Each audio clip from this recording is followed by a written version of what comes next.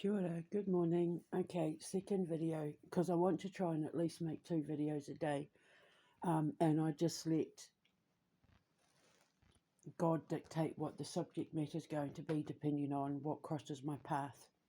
So this video is about the underworld and the trips we make to the underworld, or, dark night of the soul, depending on your spiritual beliefs, but why they're necessary, especially when you're on an ascending path. So basically, trips to the underworld, you go to the underworld when you are being forced to look at things that you don't want to have to look at. So as things are constantly going wrong in your life, or things happen in your life, or that bring you down, cause you to go through isolation, with some people, deep depression, mood elevations, all the unpleasant things that we emotionally, mentally don't want to have to deal with. Like, why can't everything just be normal? Why can't things go right? All that sort of thing. You go to the underworld just like in death. When you die, your soul gets weighed. You have your day of judgment, and then depending on the lightness or heaviness of the weight of your soul, based on your burdens and your karmic debt and all the good things you've done and all the bad things you've done, the sins you've committed, the good deeds you've done, it all gets weighed up.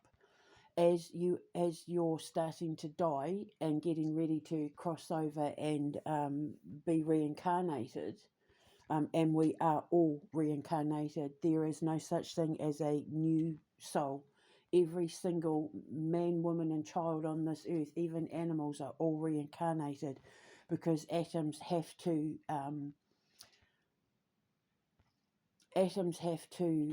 reform and reshape itself. When we die, we just return to atoms, and then the shape and form of those atoms change in order to become the next stage of what it is to be, in order to help, the evolution of one soul and the evolution of the universe and mankind and humanity and blah, blah, blah.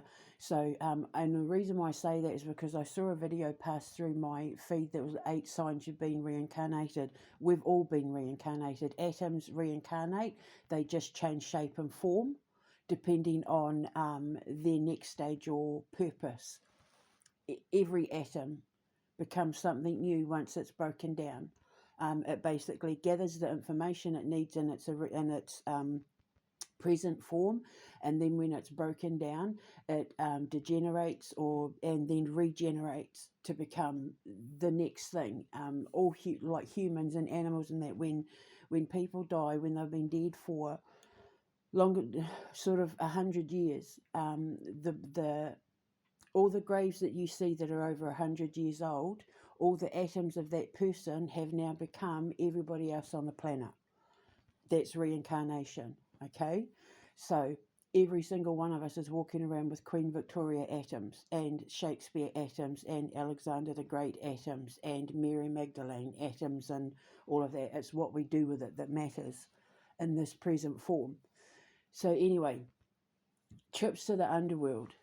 When you're a creative empath, right, and because all creative empaths are given the opportunity to go through an ascension, you don't have to accept. Many are called, few are chosen, right? That's why you're called the chosen one, because you're chosen to go through an ascension. You're offered the chance to purify your soul, to pay off karmic debt, to pay off ancestral karmic debt, and that, and then the reward of such for putting in the hard work and effort is that you're basically given your dreams. You're put in a position to inspire people, to help people. You usually, as a result, you're given fame and fortune, but it's earned and it's blessed by God. So you're less likely to, how do I explain it? You're not going to end up at P. Diddy parties when you're given the kind of blessings and rewards that you get after an ascension, because you've pleased God so much. You've proven that you're a soldier of innocence and morality and ethics and, you know, whatever, that the rewards that come with it is that, but he basically makes your dreams come true, because he knows that you'll then take that blessing and use it to help others and help, you know, evolve everybody else around you. So with me, I became an ascension scientist and an occult scientist and, you know, a biorhythmic engineer, and everything that I've learned when I went through my trip to the Underworld back in 2019, and came back out the other side, you know, I became what I am now. Now I'm using that to help creative empaths go through their ascensions, but also to build my foundation to help children go through theirs so that they don't have to deal with the trips to the Underworld. Like, basically, I take them when they're already there, and I pull them out of it so that it's over and done with by the time, you know, they become adults, so that they don't have to deal with the Underworld process or the ascensions when they're adults, because kids are a lot more resilient than adults are. Kids can heal from things a lot quicker than adults can. It's harder for adults to let trauma go than it is for kids. Kids just have this incredible way of being able to block out trauma. So if I can heal them when they're kids, then when they're adults, they've dealt with that trauma, and it's not something that carries forward with them as fetishes and addictions and mental illness and all of that, social isolation, when they're adults. Then they won't, you know, get depression and try to commit suicide and you know, commit crimes and all that sort of thing as a form of self-punishment. So when a creative empath goes through the ascension process, when they go through the Underworld, it's, you're being forced to look at all the things you don't want to have to look at, having to admit, okay, because this was one for me, having to realise that my family weren't the people I thought they were, that they didn't have my back the way that I had theirs, that they weren't the family that I thought they were. It's really hard to admit when your own family members, the people, the people in the world that are supposed to have your back the most are your family members and your spouses as well. More than anyone on the planet. You know, they're supposed to be your safety net, and when your safety net isn't there, when you have to take the blinders off and actually see these people weren't only there to hurt you, but that they were going to be most of the reason why you suffered as a child and all that sort of thing. Like, it's a really hard thing to admit to, and you have to go through a grieving process. And what people need to understand is trips to the Underworld aren't a bad thing, and they're something that should be embraced. It's something you need to be grateful for, because you're healing your wounded inner child. You know, like when you're acting out through negative behaviour and unhealthy practices, and that it's your primal scream. It's that wounded inner part of your soul that is so broken and hurt and damaged that it's crying out for help. It's crying out to be saved, and the only person that is going to be able to save you is you. No doctor, no prescription. This is what people need to understand. Running to the doctor to get pills, it doesn't cure anything. All it does is mask the symptoms, not cure the disease. And people in mental health, like, you know, psychiatrists and that, they have no interest in curing the symptom, only finding the right medication to make you less of a problem and make you more compliant with society. And creative empaths were not born to fit in, they're born to stand out. They are meant to stand out because they have the kind of creative genius in them that is like screaming to be expressed. And there is nothing that will kill the soul faster of a creative empathic mind than being in a society that doesn't understand their gift or their creative form of expression. And when you're in a school or a family or a society or a town or a job where everything you do to try and be creative is being told it's not good enough, they don't understand it, you know, that doesn't fit the standard of what being quote unquote normal is, It's too dark, it's too depressing, it's too aggressive, it's too loud, it's too flamboyant, it's too this, it's too that. That's people. I say it's like being a round peg being forced into a square hole. You're never ever going to fit a round peg in a square hole. And the doctors, the shrinks and that give you this medication, and the schools that tell you to be like everybody else, and the family saying, why can't you just be normal? Why can't you be like the other members of your family? You know, that sort of thing. They're forcing you to be a round peg in a square hole. And it's, you know, what's going to happen if you bang a round peg in a square hole is that, you know, the whole foundation is going to split and break and splinter. And that's not what you're here for. So what you need to understand is, even though the Bible says, honour thy mother and thy father, God doesn't say it has to be your biological mother and your biological father. If your parents aren't honouring you, you don't have to honour them. Your parents are your master makers. Your parents are the men and women who come into your life, who show you the kind of nurturing and understanding that raises you up and not forces you down. So just because the Bible says honour thy mother and thy father, there is plenty of examples in the Bible that God gives where parents are not honouring their children at all. I mean, you know,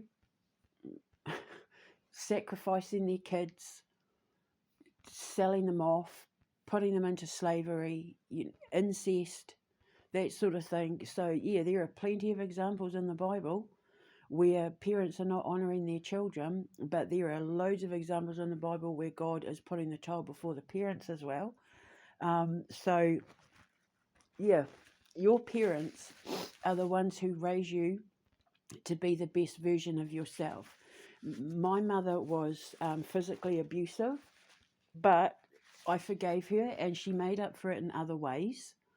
My father was an absent father because he was away with the military, and I completely understood that. But again, he made up for it with me in other ways.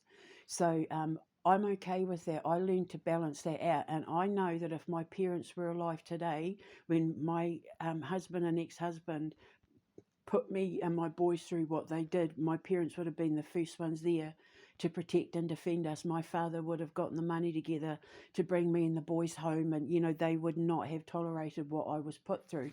But the fact that my siblings tolerated it and joined in, one sibling didn't, my sister Erin didn't, she fought to the death to defend me. Like, that was a hard lesson to learn, to find out that my family not only didn't have my back, but they allowed my ex-husband and the UK government and that to subject my sons and I to torture and abuse, you know. So that was a realization that, you know, was hard to learn. So, you know, when I had to deal with that grief, that's like a trip for the underworld. Having that realization that, you know, when the veil comes off and you have to see the truth of what something really is, that's like a form of trip to the underworld. But what you have to do is you have to be brutally honest with yourself. You can't sugarcoat anything. You can't gloss over anything. You can't make excuses for people's behavior.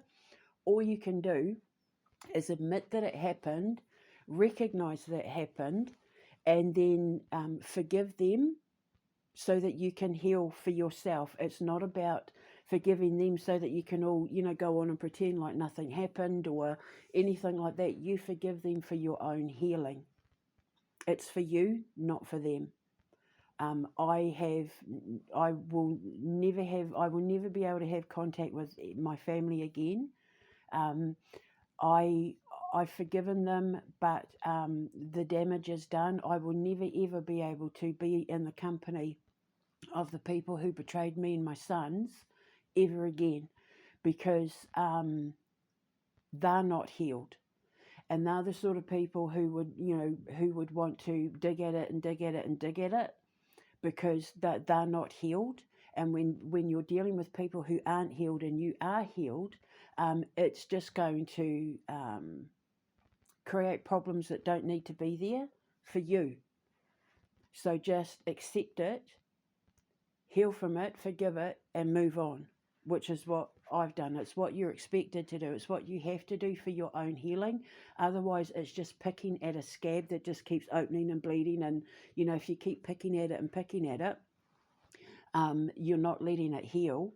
And it's just going to, bleed and get infected and blah, blah, blah. So the best thing to do when you're in the underworld, when you're going through your dark night of the soul, is look at the root cause, look at what you're not wanting to look at, and then admit that it's there. Cry, grieve, shut yourself off from the world for a few days, do your Netflix and chill, buy your takeout, whatever it is that you need to just cocoon yourself to allow yourself to heal those wounds, and then pull yourself up out of it as soon as you possibly can.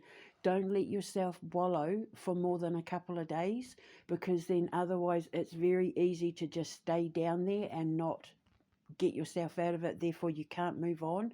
Therefore your journey will not progress, because you're still down there. The people that are unhealed are the ones that stay down there for, until addictions and bad behavior and all that, until mental illness and that take over, because they're not looking at what they're refusing to look at. They don't want to admit that that's what it is. They don't want to admit that that person is exactly who they are, or they don't want to admit they made mistakes, or they don't want to admit that they have imperfections and all of that. And when you're going through an ascension, when you're going through the purification process, half the lesson is in having to be honest with yourself, because nobody wants to admit they made mistakes. Nobody wants to admit that the people that they thought, or the person they thought was on their side, or blah, blah, blah. They don't want to admit it. And when you don't admit the truth to yourself, you're doing nothing but living a lie. And a soul can't ascend living a lie, because the light of creation is pure and as honest as you can get. Now, I am a high priestess. I am Queen Light of the Sun. So I am mother to a lot of people. So I am what in the commandments God says, honour thy mother and thy father. There are plenty of people that see me as a mother figure. And my partner, my husband, is supposed to be the honour thy father, the divine masculine and divine feminine role that you play. And divine masculine feminine relationships are exceptionally rare. They are exceptionally rare, and God names them in the Bible, and I'm one of them. I'm just waiting to meet mine. But yeah, you become the mother and the father to the people that you're there to help. So, with my foundation, we would be the surrogate mother and father to all the kids that are at the foundation who are looking up to us to help them through their, their dark nights, through their underworld. Now, when you're going in the underworld and you go into that cocoon, you will embody moth totem. Now, in the occult world, moths are the totem for trips to the underworld. The moth totem are the ones that when you die, they take you to the underworld. Moths chase false light. Butterflies chase pure light. Okay, so a moth takes you to the darkest realms. The moth takes you to the trips to the underworld for your day of judgment. They carry souls to the underworld. So, you go down into the underworld to look at the false light. You will chase the false light, whether that is thinking that drugs and alcohol are going to fix your problems, thinking that that relationship that's bad for you is going to take you out of your, current situation or whatever. The false light I was chasing when I embodied moth totem to go into my underworld stage of ascension for my rebirth, was in believing that all the people who had my back didn't. I refused. I couldn't. Well, I was seeing it, but I was ignoring my intuition, because I kept thinking the best of people. But sometimes there are just people out there that are never ever going to have your best interests at heart, that are never ever going to do right by you, because they're unhealed. and they will always take it out on you that you're healing and they're not. People will always turn their back on you when they see that you are doing whatever you can to make yourself a better person, because they know that once you've figured out that they are unhealed and not healthy for you, you're going to leave, and then they won't be able to feed off your energy. So then they'll start gaslighting you and betraying you and doing things to punish you for the fact that you've chosen to better yourself, and they're choosing to stay in the underworld. People who are good people do not do things to hurt other good people. When you're a good person, you do not do things like breaking the law or breaking the laws of karma, or lying, or stealing people's husbands or best friends, or stealing their identities, or doing drugs or anything like that. Setting them up like I was, they tried to set me up, and that's not coming from a healthy place. The people that join in on it, they feed off that negative energy, because attraction is magnetic, and atoms are attracted to the same frequency. So you are the company you keep. So if you're around people who gossip and lie and betray and gang and conspire and all of that, they're not good people. When you look at what happened with Jesus in the Garden of Gethsemane and the betrayal of Judas and Peter and all of that, they weren't good people, and Judas knew it, which is why he killed himself. Because when he realised what he'd done, the guilt weighed so heavy on his soul, he went into the underworld and killed himself, which was his form of self-punishment. He punished himself for being an unhealed bad person because of the betrayal of the Messiah, because he was leading an innocent person to his death at the persecution of everybody who feared Jesus' power. So it's the same thing when you're going through an ascension. When you are a creative, empathic person, and your purpose here is to create things and invent things and inspire things in people that will leave a lasting legacy, like your Mozarts and your Kurt Cobains and all of that, the inspires and influences who are so great in this world that what they did, is still being felt hundreds of years later. That is a privilege and an honour, and you're expected to earn it. And the ones who leave that legacy have always had tortured, dark pasts, where they have been used and abused and mistreated by everybody else around them, who feared their power, who feared their talent, and who were jealous and envious of it. But the thing is, when you're in the underworld stage, and you will go through the underworld stage a lot, because God isn't going to remove every negative person or every negative person influence in your life the second you come out of your ascension. You are always going to have those temptations. Your faith is always going to be tested.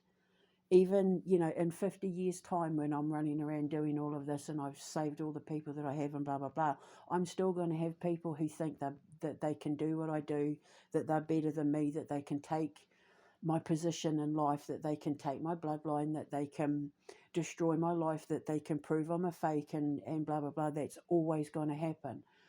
But the key is to recognize when it's happening, understand it for what it is, forgive them, move on and heal from it, and just get on with it.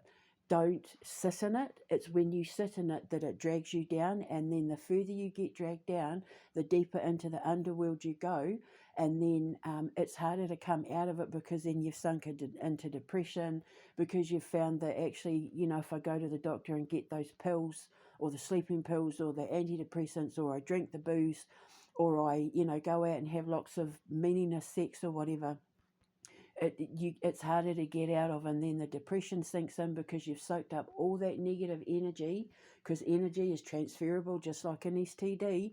So, when you're around, the dark underbelly, you become the dark underbelly, and then it's harder to come out of it. And then you stay unhealed and you stay broken, and then everything goes wrong in your life, and then you wonder why you were on top of the world one minute, where you had the world at your feet, or you thought you were going to be a superstar or whatever, and then the world comes tumbling out from, the rug gets pulled out from under you. And then you wonder why, and it's because you were around people who weren't for the best benefit of your soul's evolution. So when you're in the underworld, recognize it for what it is. Let yourself heal. It is okay to cry. The thing is, it's healthy to cry. Our emotions are there as a release valve. Like that movie, oh God, what's it called?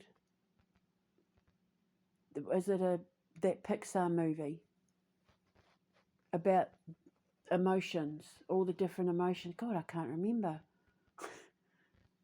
I can see it in my head too. It's that Pixar movie about the different emotions and their functions, and the girl with the parents and they move house and blah blah blah. I'll think of it. It's just because I'm so focused on what I need to say, I can't stop to think, or I'll pull myself out of the stream of connection.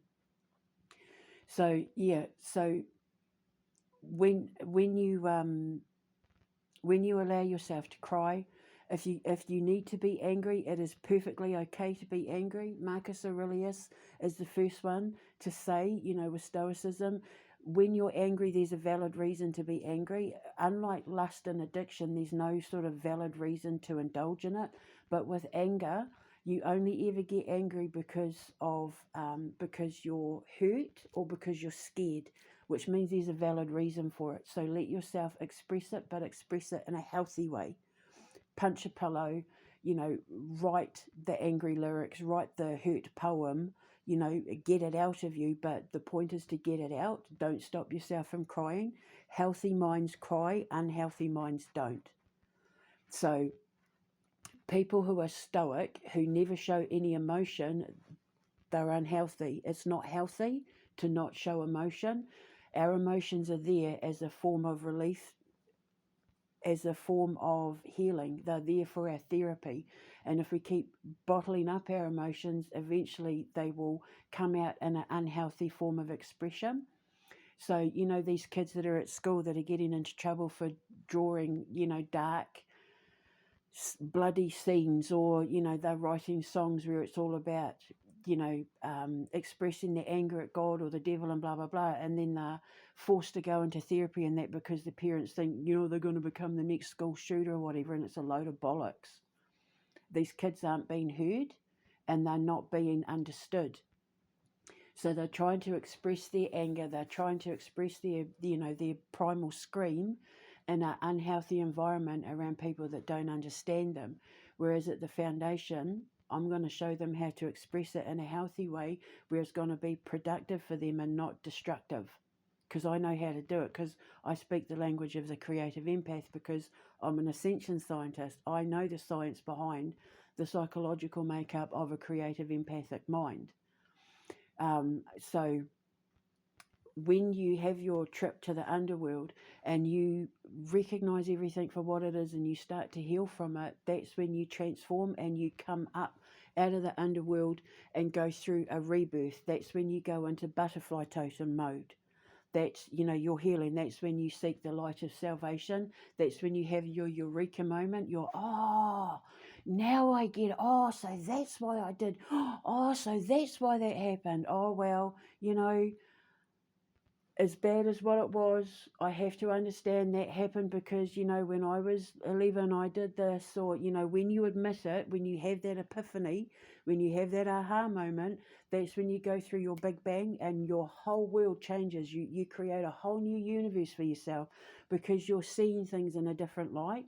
And that is the light of creation. That is the light of salvation. That's butterfly totem. So you go from the underworld of moth totem to the above worlds of butterfly totem, and then you seek the light of creation. You seek the sun, and what happens when a butterfly chases the sun?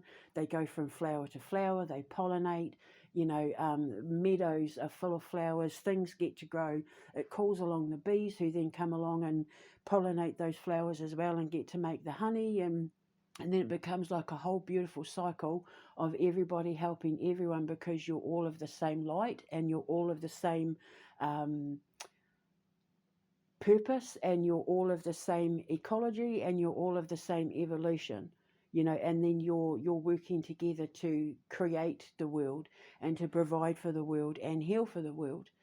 Whereas the ones who are still stuck down there, like the people from my past who are still engaging and indulging in really dark things, they're never going to heal from it.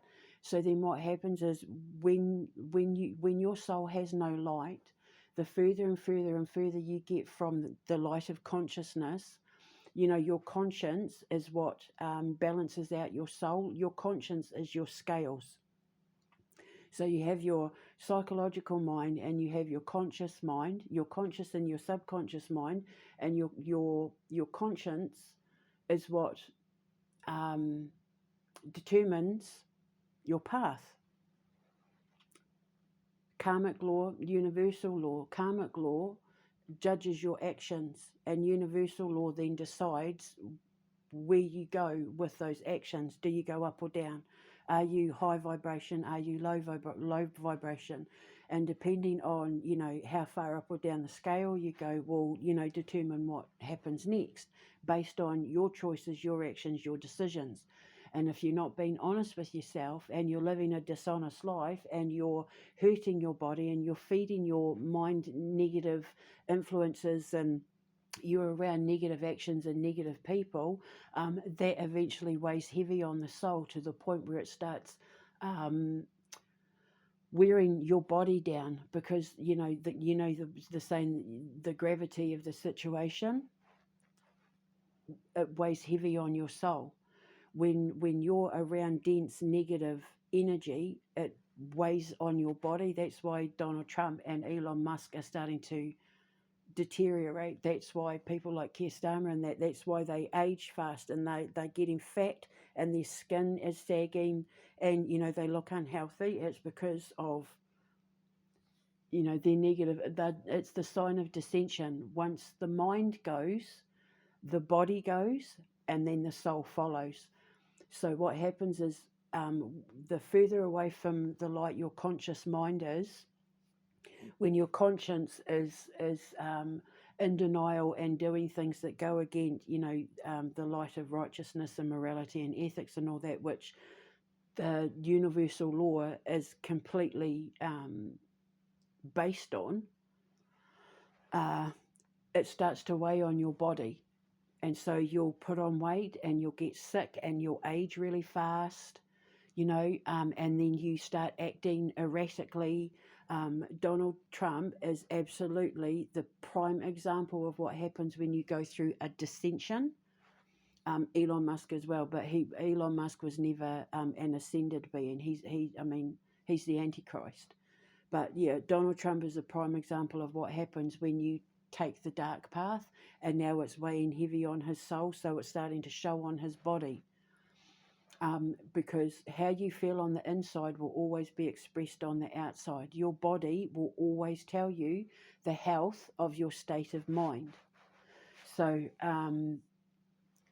when you're in the underworld, when you're not washing, when you're not keeping a tidy home, when you're eating a lot of junk food, and you're having a lot of medication and alcohol, and doing like illegal drugs and that sort of thing, and I'm not talking about weed. If you're having that for healing and pain, I'm not talking about weed. I'm talking about like meth and cocaine and all the bad stuff. That's a sign that you're starting to die. And the trip to the underworld is supposed to be the kick up the backside that you need to wake you up to say, for the love of God, if you don't sort your shit out right now, you're going to die. People who don't ascend, or who walk away from the ascension, they never live past the age of 65. You don't live a long, healthy life on an ascended path. Donald Trump was starting to ascend, and then got tempted by Lucifer. Got tempted by, even with the repeated warnings that God was giving him, he didn't listen. So then what happened was, when he turned his back on God, when he claimed himself to be the second coming and all of that, that caused such great offence to God. God started digging up dirt on him, which is now undeniable proof that he's on an descending path for which he will never recover. He's now marked as the beast he's got the mark of the beast in the Bible, and he's now, going to be taken to hell for everything that he's done. He was given the opportunity to be saved and he turned it down. So now he's got to go in the Bible as being Lucifer, wearing the mark of the beast, and he's going to get taken out for it. So he's not going to be president for much longer. He's in a lot of trouble with God, as is Keir Starmer, as is, the EU, the Zelenskys and all of them. All of the ones who fight the light, all the ones who have waged war against God and the light of creation, which is children, animals, nature, the three keys of evolution, they're the ones that God is now getting ready to take out. Even if they went into the underworld and asked for forgiveness now, the sins that they've committed are so grievous and so dense in atrocity. Even God isn't going to grant them salvation. The only way they're going to be able to deal with this is to pay for it with their souls.